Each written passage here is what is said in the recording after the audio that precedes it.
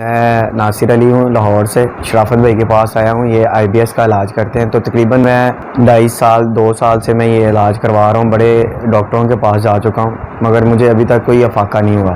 तो लिहाजा फिर मैंने इनसे बात की। इनका प्री प्लान आगे का फ्यूचर का भी यही है कि क्या कहते हैं कि यहाँ पे क्लिनिक एक ऐसा बनाया जाए जिसमें पेशेंट जो आईबीएस के हैं, जो नाउम्मीद हो चुके हैं, अपनी लाइफ से तंग आ चुके हैं, उनके लिए कोशिश है कि उनको नई ज़िंदगी दी जाए।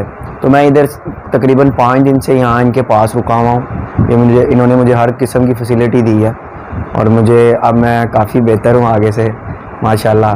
मेरा ग़िज़ाई इलाज भी चल रहा है और साथ में दवाई भी चल रही है। हम एलोपैथिक या इधर उधर डॉक्टरों के पास जाते हैं, वो कहते हैं ये जी ताहयात आपको ये मेडिसिन खानी पड़ेंगी। हम नाउम्मीद हो जाते हैं और जब ये मसले में हम कहीं जाते हैं, ना आ सकते हैं ना जा सकते हैं, वाशरूम में जाना आना, घर वाले भी तंग होते हैं। तो इस वजह से हम अपनी ज़िंदगी से बहुत बैक हो जाते हैं कि यार हम पता नहीं हमारी ज़िंदगी में क्या होगा क्या नहीं होगा।